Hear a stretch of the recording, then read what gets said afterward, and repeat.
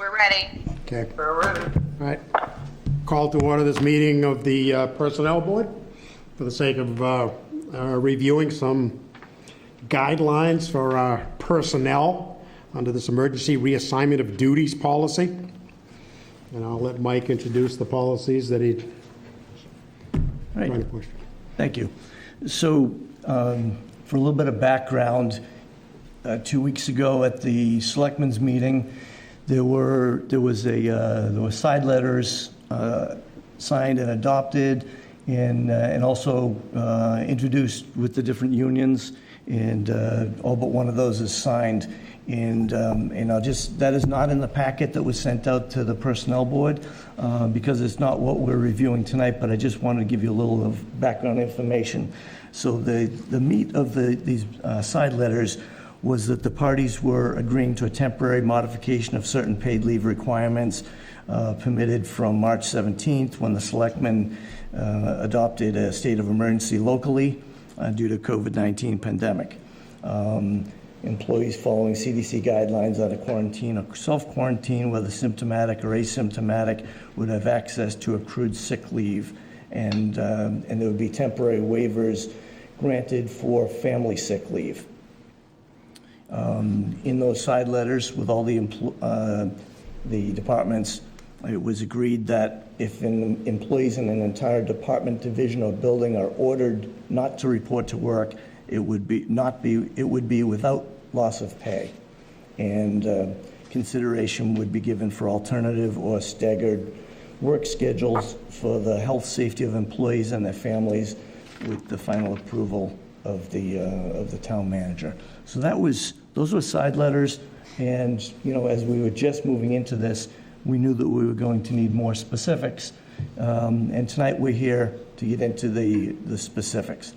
So the first one I have here is the remote work and telecommuting policy, and this was sent out to all the Personnel Board members, and I just want to see if there are any questions or input on these, but I do want to note that down in section 4 under procedures, that there is one change. It's over to your right in bullet point 2. The date is April 1st. So initially when the law came out, it would have indicated April 2nd. It's actually April 1st now. So that's the only change I have at this point. I do have one question. Yes. Just from an IT security standpoint, the equipment utilized may be owned and maintained by the employee or the town. What are we doing to ensure that no confidential information ends up residing on someone's personal piece of equipment, a laptop or a computer or a phone? Sure, good question. Thank you, Tracy.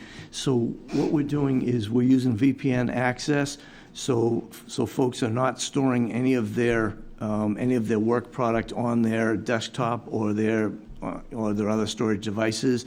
They're actually working on their desktop that resides at their workplace. In my case, it would be at Town Hall. So if I'm to work at home, it'll be from my kitchen table or a desk, and I'm actually moving devices on my computer at work. But I do take what you're saying, and we probably need to re-emphasize with folks that they can't be storing confidential or personal information of that sort. Yeah. That's probably worth emphasizing. I do think we need to put something in about that, because we don't need a bunch of town, documents, data sitting on somebody's personal laptop.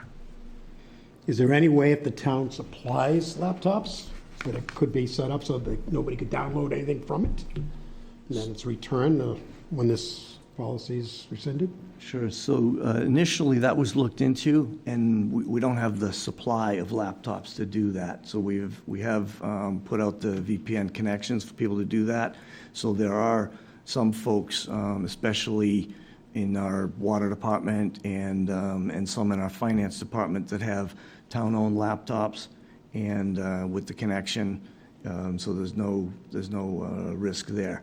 But yeah, that's a good point to put into that policy. Thank you for that. Yeah, Mike, it's Dennis. I'm on that same point, the equipment utilized. Is that determination, who's that final determination made by? Is it by the employee, by the town, or does it matter? So that determination is by the town. So for someone to telecommute, they need to have permission of the town manager. So it's so somebody who's essential functions need them to keep at work. They need to keep coming to work, and they, with the permission of the town manager, then they could work from home. But it's a town decision to do that. If someone decides not to come into work, although their work is supposed to be, at their place of, at their office, then they need to use their own accrued time, vacation, et cetera, unless they're sick or quarantined or self-quarantined. Yeah, I guess it was more around the equipment. The actual equipment, is that also the town's discretion in terms of the equipment, or is it, as long as the employee has suitable equipment and meets some kind of protocol, that's fine as well? This is an area that's of steep learning curve where, we never thought we'd face something like this, where we'd send a significant part of our workforce home to do necessary work. So we don't have the equipment, and I know that's not a direct answer to your question, Dennis. Nor have we evaluated everyone's home PC or laptop at this point. Hey, Mike, can I throw an idea in? Besides putting something in about not downloading, because that kind of freaks me out, as you can tell, maybe to Dennis's question/concern, in the procedure, within the telecommuting agreement, it can specifically outline whether it's a town-provided piece of equipment or a personal one. She lost me on that one. What do you mean outlined? You lost me, Tracy. Basically, to address Dennis's concern, as I think I'm hearing it, is in the telecommuting agreement that's going to be signed in procedure number 2. Can we just have it noted whether the person, because I'm assuming there's one for each individual, whether they're going to be using a town-provided computer or their own personal? Oh, yes.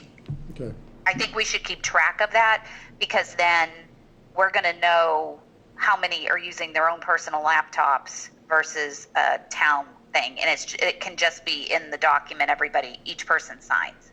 Yes. Yeah, that's a good point.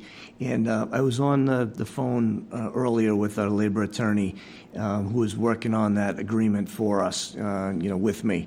And we'll get that put in there. If she doesn't already have that in there, I'll make sure that is put in there, because that's a good distinction. Dennis, does that address? Yes, yeah, that would be fine. I'm just thinking that it should be understood up front, who is going to own the equipment and operate the equipment, and if it's going to be suitable for the job of telecommuting. Okay, that makes perfect sense. Then my question would be, what happens if their personal equipment is not up to the standards that we need? Who pays for the upgrades? Who pays for the programs? If they use an old Windows program that's not compatible with town stuff, who pays for that? Question. If somebody's got an old desktop, they don't even own a laptop, they periodically so use the it. device has to be suitable, otherwise they're going to have to come into work Correct. or take vacation time. Yes. Yeah, I mean, the town shouldn't be responsible for upgrading everyone's equipment. Right. From the start, we did make that clear that folks who don't already have, reimbursement for their work cellular phone or a work-issued laptop, that wasn't going to happen, other than there were 5 issued from the technology department, and those were 3 to finance and 2 to the water department, to make sure that those money transfers were happening. But that was put up front. But that's a good point, to make sure that that's in the agreement that folks sign, that those upgrades are not reimbursable by the town. Now, what if a personal computer, laptop, what have you, crashes or something goes wrong? They try to blame the town for it. or something that was in a program they downloaded for the town, and it destroyed their unit. Needs repairs, needs replacement, who's responsible for that? That would be covered, that should be covered by our insurance. But the question is, and technically because they're doing town work on a personal thing, I think we would be liable.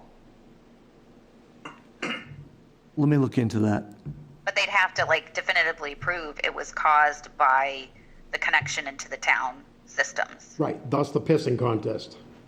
It would become a pissing Yeah, contest, potential, yes. yeah. But there probably should be some release language, to Gary's point, in the telecommuting agreement that kind of clearly lays out. This is Nancy. Do you mind if I butt in? No, go ahead, Nancy. I'm just wondering how many employees are we talking about that would fit this scenario where they're working at home on a computer? There's actually a significant number. So at Town Hall, we have 33 employees, and we have, on any given day, about 12 to 15 in here over the last, 3 days, today being the fourth work day. So, we do need their functions to continue, but we don't want people close enough that if one's contaminated, that we lose a whole department at the same time. And that was the whole idea of encouraging telecommuting for those who were willing, is that, we segregated the departments so that we had every department open and operating. So yeah, it's significant. It's more than half of the administrative staff in, say, library, council on aging, and in town hall. So to add to that question, so this includes, so typically when we have discussions as our group here, it's just non-union workers. We're talking about union workers with these policies as well as non-union. Right. Right. This applies to all our employees during this emergency period. Okay. And is that inclusive of DPW, senior services, veteran services? So it is. So in DPW, I'm not sure if we may have a couple of administrative staff, rotating in that case, but otherwise they're all on board. Public safety, public works are on board for the most part. But council on aging is skeleton crew, because otherwise we can't keep the separation. Same with veteran services. There's 2 employees there, and we have one at a time staggering, and the other one doing their completing their work product and calls and emails from home.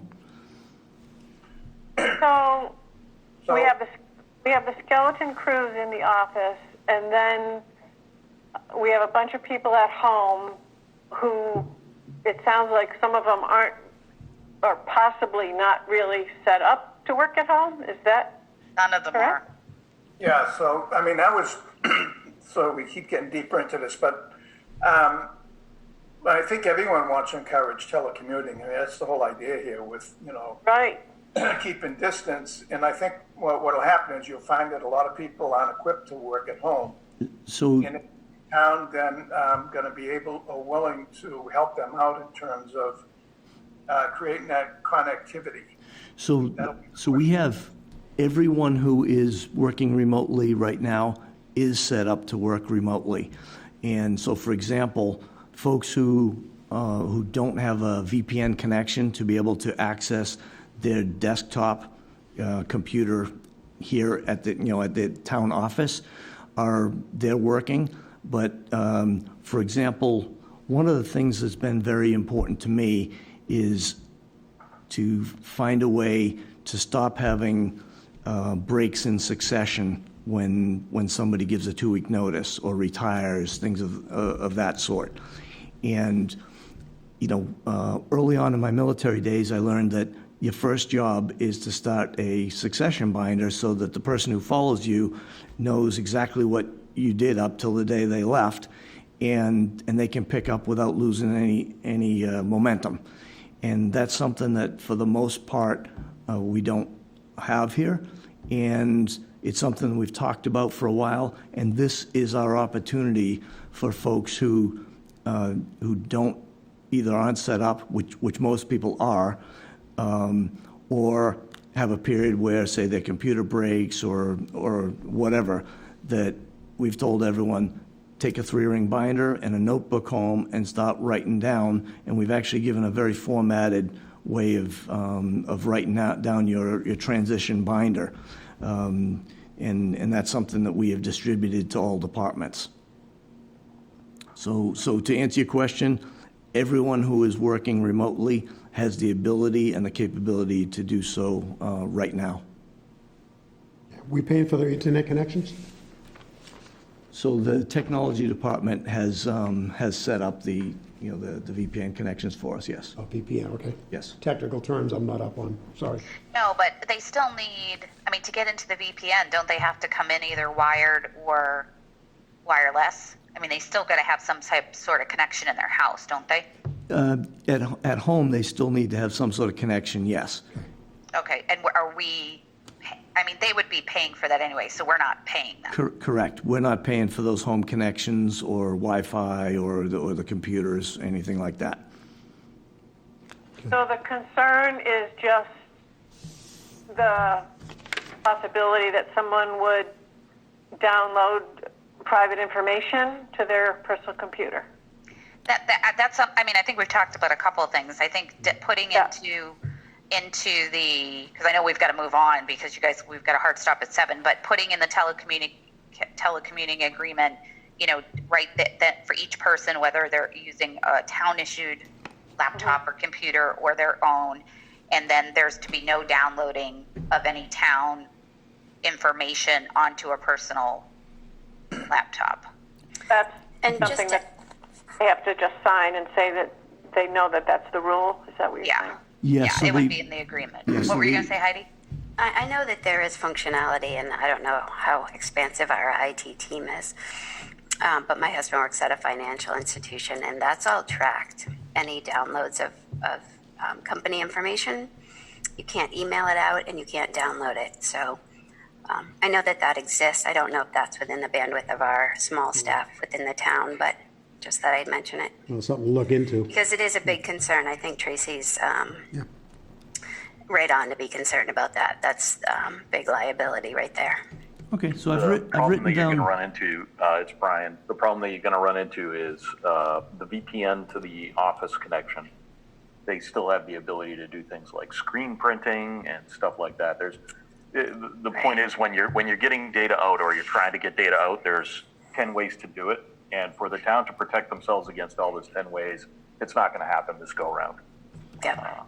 So it's a firefight right now. I would just say put broad language in the agreement that kind of covers you guys for 85% of the scenarios, and then everything else you'll have to kind of work with it as time goes on. Sure. So what I've done is I've taken notes on your concerns, and I will get together with our labor attorney as we draft up this this agreement that the employees will sign. But do keep in mind that anybody could walk in with a flash drive to their work computer and download.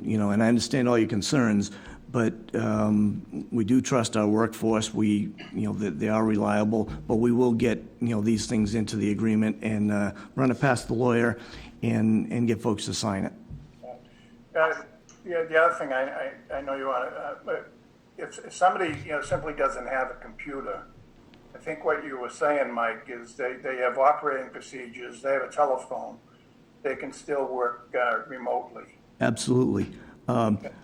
Most of Not said here specifically, but it's understood, I think, from the language. Right. Yeah. Most of the work that a lot of our folks are doing is still telephone, and I'll take Council on Aging and Veteran Services for instance.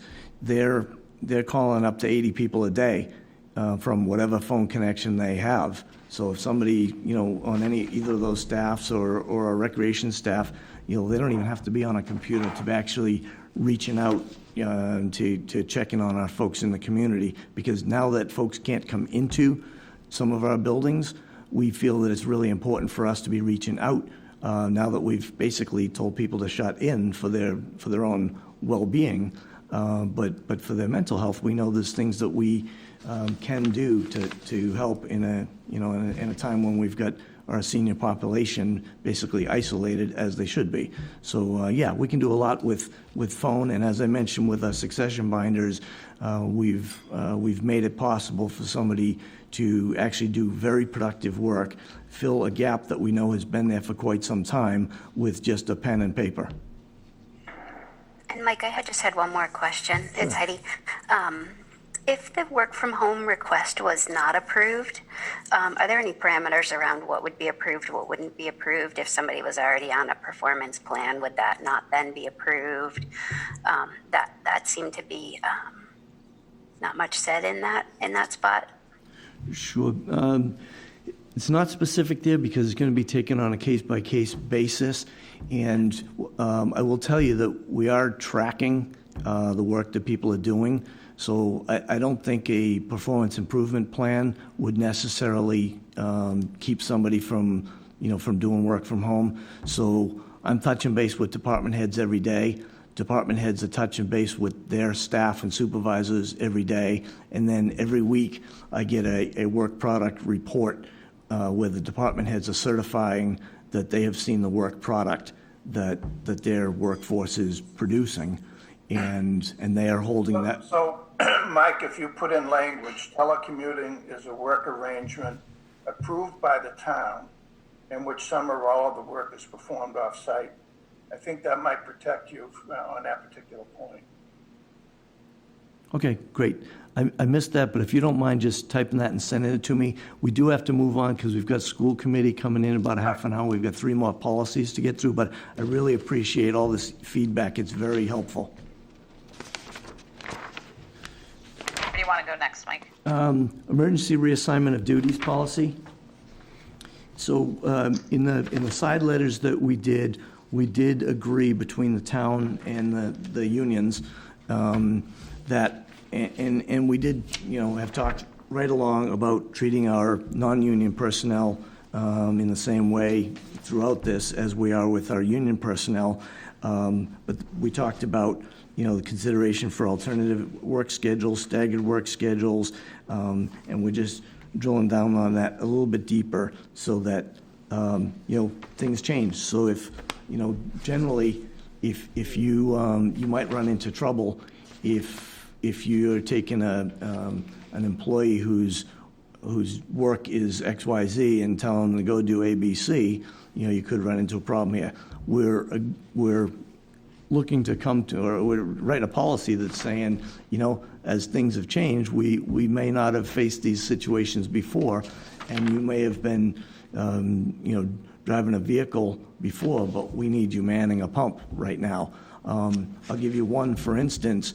In the past, our water department has, in general, traveled with 2 workers in a vehicle to do their work. Now, because of isolating people, we're making sure that we only have 1 person per vehicle. So that may change, what they're doing a little bit. It might require 2 vehicles going to a, to a work site to do that work. So we're changing the composition of their work a little bit, and we want the town to remain, to have that flexibility to do that, to get the job done. And we don't know what tomorrow's work may be, but we want to make sure that we can get it done and have the agreement, from all parties that we'll be able to do that seamlessly. If we need to move, like if somebody's in finance doing clerical work, but there's clerical work needed in the health department, does it allow for interdepartment assignments, if you will? That's the right way to put it. Yes, if it's similar work. So we wouldn't take someone who's let's say we're short on paramedics, so we're going to take a police officer and make them a paramedic, that sort of thing.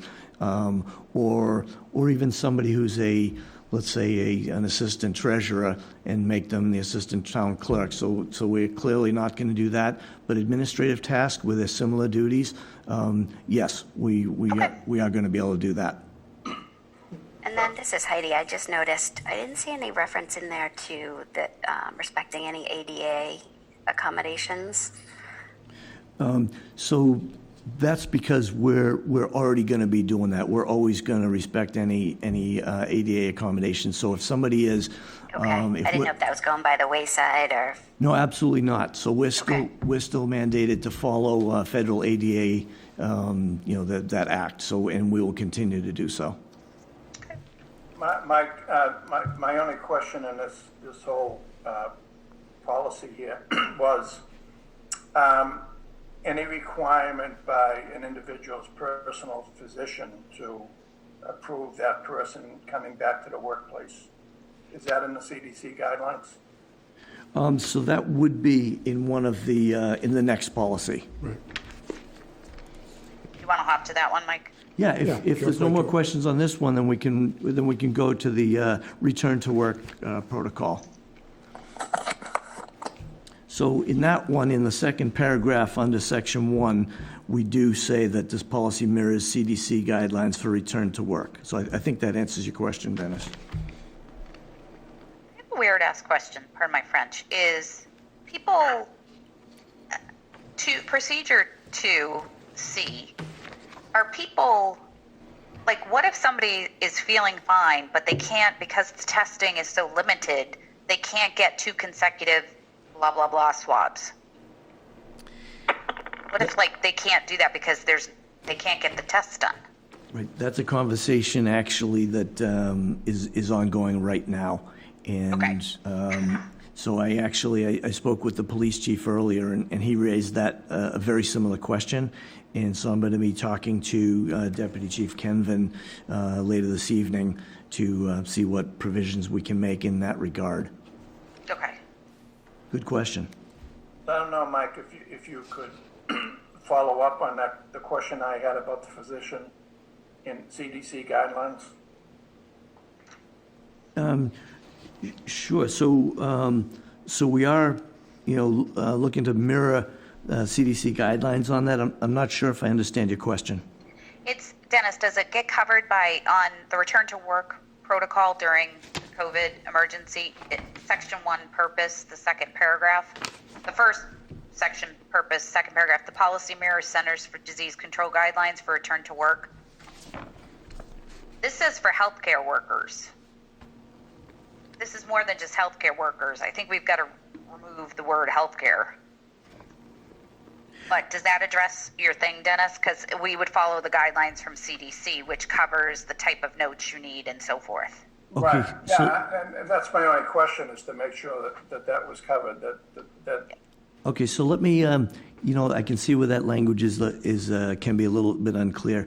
So the policy set out by the CDC for healthcare workers, we're looking to use that model for any workers coming back to work. So I can clarify that language. Yeah, let's clarify that, because Yep. this only looks like it's for healthcare. Yep. Good catch, Dennis, and we can clarify that, and I'll run it past our labor attorney to make sure we're getting the same meaning there. Thank you. Okay, anything else on the return to work? If not, we can get into the longer one, which is sick leave policy. So this is a lot of where we're going with the side letters, is to give some flexibility to the town to have continuity of work, and to employees who have to address things like they're quarantined, or they've had exposure, or or their daycare is closed, or those sort of things. So this gets into it a little bit. And since those side letters were done, the federal government signed the FFCRA, or Families First Coronavirus Response Act. It's a pretty hefty act. I did give you the link in there. And what it gives is 2 weeks of leave that wouldn't normally be allowed, but this is 2 weeks for a 35-hour employee up to 70 hours, or a 40-hour employee up to 80 hours for the 2-week period, for this, for the 6 different type of scenarios that are listed on the second page of this policy. But that's pretty much covered by the federal government, so we're just mirroring what they want. Exactly. Yeah, we're not reinventing anything there. Right. Yep, that's all spelled out by You the federal know, government. this is the longest and most detailed policy, but to me, I only one question I thought was really well done. I think it covers all the bases. The only question I had was on the introduction, second paragraph.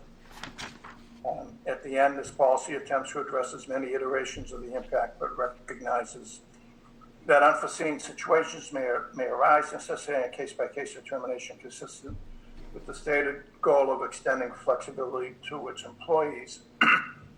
Having said that, in the final analysis, is it then up to the discretion of the employer?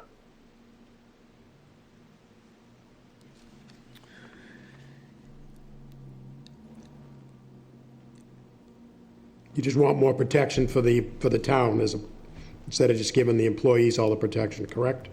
So that's going to happen.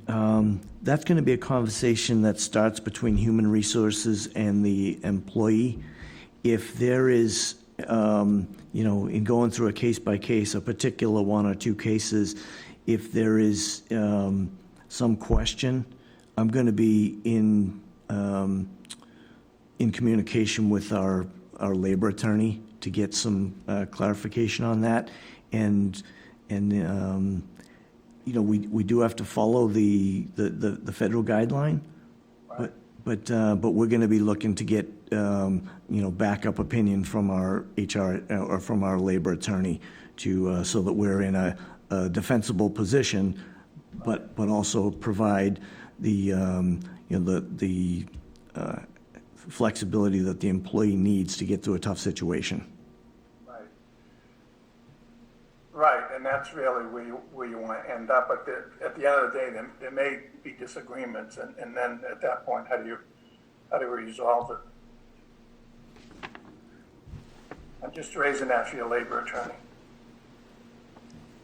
Yep, good question.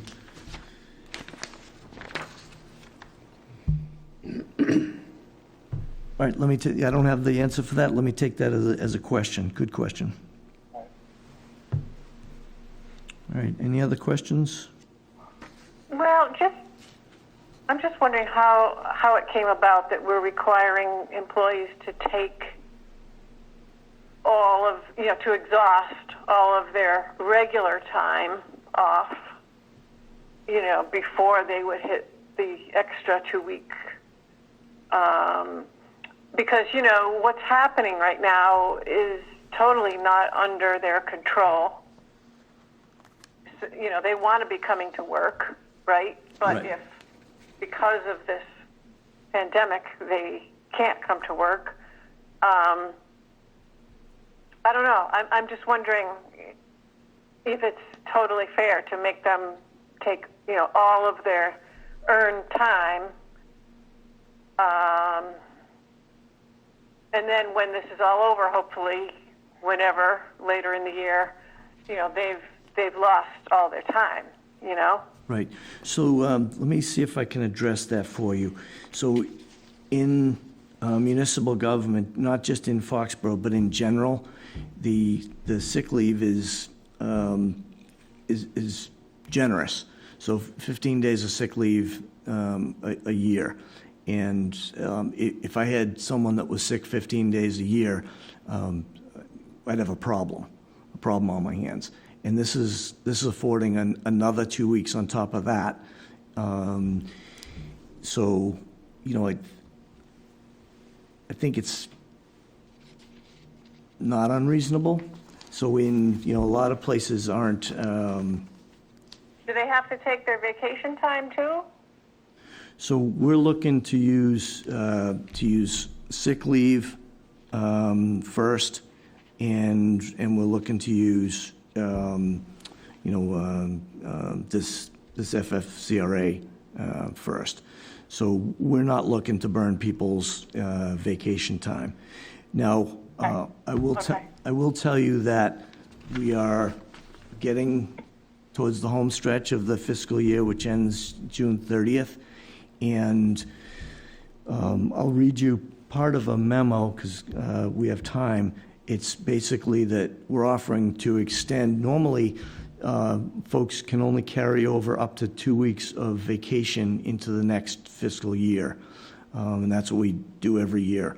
And the town manager has put together a memo recognizing that people aren't going to have an opportunity, most likely, to take vacation this year. So he's affording people to roll that vacation over into the next year. And I can read you part of that memo. Yeah, I think that's the right thing to do. The other thing is that a lot of folks have plenty of sick leave on the books. Like myself, if I'm out 1 day a year, that's about the extent of it. So I've got plenty of leave on the books. What we've negotiated with all of the unions is an opportunity to have a sick bank where folks can donate up to 1, 2, or 3 days into that bank, depending on the different contracts. And so somebody with an extraordinary amount of sick leave may donate a couple of days so that if somebody runs out of sick leave, then they can go back into that bank. And that bank is controlled by the union members themselves, so that it's not the town deciding, no, you can't go into the sick bank and use other people's leave. And that's something that has historically been used for someone who's had a serious illness or something like that. Yeah, I remember that. We passed that.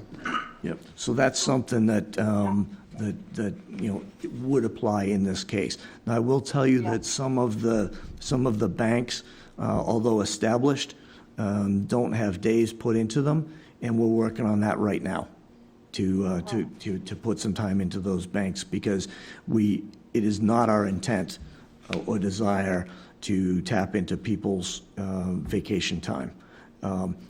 Their personal time, on the other hand, they cannot roll over into the next fiscal year. So if they need to use those 4 days of personal time, that's time that they may as well use, because they're going to lose it at July 1st anyways. Right. Hey, Thanks Mike. for the information. I appreciate it. You're welcome. Hey, Mike, it's Brian. I just wanted to ask you quickly. I was reading on the state site about, the temporary provisions for COVID, and it looks like the first 10 days could be unpaid if the employee chooses to, right? But then the provisions take over. Are you saying that the employee had the right to use, sick time to cover that first 10 days? Is that kind of what we're hearing, or? So I'm not sure where the unpaid is. Okay. So the Families First Act is paid time in the increments that it shows in that act, and we have to follow that. So we're not, as long as we've got people either working or sick or on accrued time, we don't see that we're going to have any unpaid people during this time. I'm not sure if the state is doing something differently, but we're not, as long as, people fall into that category, sick, using accrued vacation or personal, or working, we don't see people going unpaid. Got it. I just wasn't At this sure time, if at this time employees are anyways. forced to use their sick time, or if that's a choice. Does that make sense, the question? Okay, I see what you're saying. So if someone is in quarantine, okay, and they can't work, then that is sick time. Understood. Yep. Whether it's self-quarantine or mandated quarantine, or if they've had exposure, or in any of the 4 different categories of when somebody would be in quarantine, that would be using their sick time. Now, there may be a case where somebody's set up to work remote and they need to work, and we want them to work, and they want to work. Then we're not going to use their sick time, even though they may be homesick. If they can deliver work product for work that we need done, no, we're not going to charge them sick time for that, because the town benefits, from that. For sure. Yep. I think you've got check with, if somebody is sick with COVID, and they want to work, I don't know if they can work. No, I'm not talking about from the workplace. I'm talking about at home. At home. I don't know if they can. Why Well, not? I think it depends on the We had a big severity of the symptoms. I mean, some people have very little symptoms. Right, yeah, they'd be entitled to work. Yeah, there might be some legality around it because it's a pandemic. I might be being paranoid, but you might just want to, it's kind of like, I'll give an example. I have people, and I know this is a little different, go on maternity leave, and they're on maternity leave, yet they're still working, and there's a liability associated with that for our company. Okay. I would just ask the question, even if they're feeling like, hey, I can totally work, if they're taking sick time, just check on the liability aspect of that. Well, Because they I've wouldn't had to be- actually they wouldn't be taking physically- sick time. But if they're not taking time, not taking though, sick if time they're if they're not working. taking it as sick time, if they're taking it as working remote time. If they're working remote, fine. But if they're taking it as sick time and still working, there's issues associated with Right. that. No, that's what I'm saying. If they're working remote, they're not going to be taking sick time. But that is a good question to ask our labor attorney, so I will ask that just so that we're crystal clear on it. But no, if they're working, we're not charging them sick time. No, I But- completely agree. Yeah, Just, but we'll definitely they're- get an opinion on that. I had trouble with a pregnant woman who wouldn't stop working, and then she ended up having some medical issues not related to her working. Well, she shouldn't have been, but there was some legalities around it. Okay. Yeah, I'll get that answer. Any other questions? She was technically on a leave of absence, right? So, She was technically using some of her PTO on her for maternity leave, and Yeah, that's but the she was difference. still working. I've just been almost sued so many times. I'm just a little paranoid. yeah, well, you're bringing some good experience to Foxborough, right? Yeah. Yeah, me and my lawsuits. My biggest lawsuit has been over age Gotta discrimination. move on. Late. And I will tell you that by the time it had to go in front of the, I don't know, when the mass, whatever that thing is, you don't go to a hearing, you go to this thing. And the person just sued me because I worked for a company that had big pockets. And it turned out the person I ended up hiring was older than him. So the only other question I had, Mike, is, and I've seen so many of these situations over the years. So let's say somebody, the policy says you have to use your sick time first. What if the individual would prefer to keep his sick bank pretty robust and prefer to use more of their vested time, whether it's vacation or personal time? Maybe not all of it, but some of it, and really save the sick time for a rainy day, because it does roll over and you can accrue it. Yep, they can certainly do that. As long as they're working from home, makes no Yeah. difference to us. As long as they're working. The personal time, as I mentioned, they're not going to be able to roll over. But if someone decides to use, in most cases, if somebody's homesick, they'd probably rather use the sick than the vacation. But yeah, if somebody said, I want to use my vacation and save the sick, we're not going to object to that. Right, okay. All right, if there's nothing else, we'll go ahead and wrap it up and let the school. Just a real quick one, Oh, yeah, Mike. sure. At the beginning, did you say that people from the unions have weighed in on these policies yet? No, they have not, because I've been developing these along with our labor attorney, over the last several days. I sent them to all the unions today with an introductory letter and just, let them know that I would like to get their feedback on them before we sign these into policy. So, I am hoping to bring these to the selectmen, tomorrow night. For a signature, but that may not be possible, especially if there are objections. Our labor attorney, as well as our HR attorney, are both advising that for the protection of our employees and for the protection of the town's interest, that we do get these these policies in place as soon as possible, now that the federal act is out.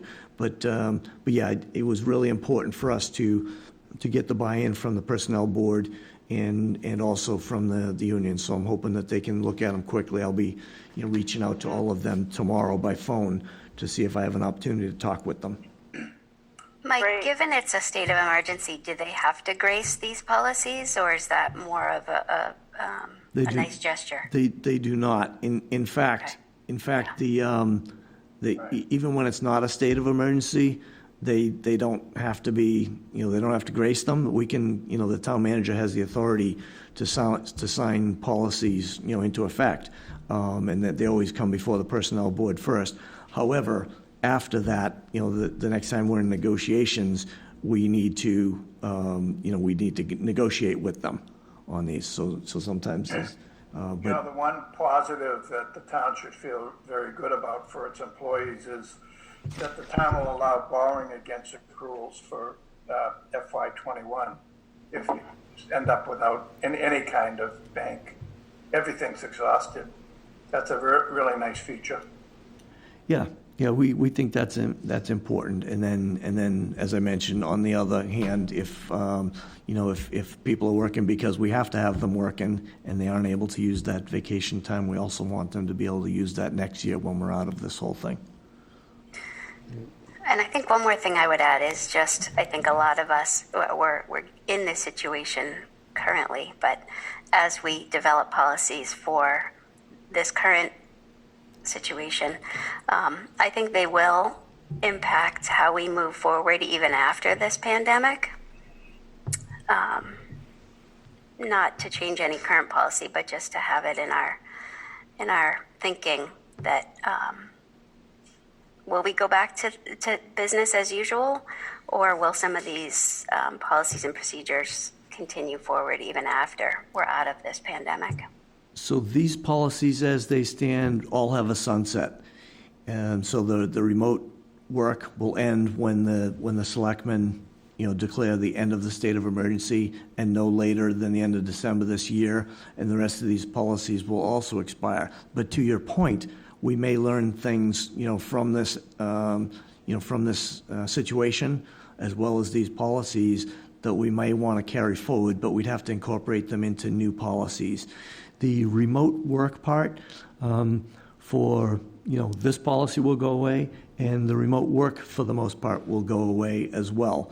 We feel strongly that municipal workers need to be, working on site, and there are some positions that we could, station remotely or partly remotely. Those could be looked at. But we really need, 98% of our workforce, at the place where they work, because we have people coming in to do business at the, human resource or human services sites like, recreation, COA, veterans, at the library. We need our public works and public services folks to be, our public works actually out there doing the work. So we see the remote stuff as going away for the most part. With maybe there'd be some, a policy in the future, a different policy that would allow certain case-by-case instances, but we're not at a point where we're ready to address that. I do have the school committee folks starting to come in, so we need I think you wrap want to it up. vote of the committee to endorse this? Yeah, would you want to? Yeah, so if there's no other questions, is anyone willing to make a motion, assuming Mike is going to address those questions with Labor Council? I make a motion for Mike to go forth and address these, present these to the appropriate groups, both with the town and with our attorneys. Okay, second? Second? Okay, all in favor, one by one? Just 1 second. Oh. So that was Tracy making the motion. Yes. Yes. And so Brian, Dennis, second. was that Dennis? Or, Dennis, I'm sorry. so Dennis is an alternate to the board, so he's a non-voting alternate. So is there someone else who could make the second? I second. Heidi? Okay. Thank you. So, we all in favor? All in favor? All in favor? Yep. Okay. Thanks. Unanimous. Thanks so much, everyone. Really appreciate your time, cooperation on this, and look forward to working with you through this. Thanks, Mike. You're doing a great job. Yeah, Thank great you. job. We Great job, appreciate Mike. it. Thank you. Take care, Great everybody. job. Thank you, everybody. Bye. Bye.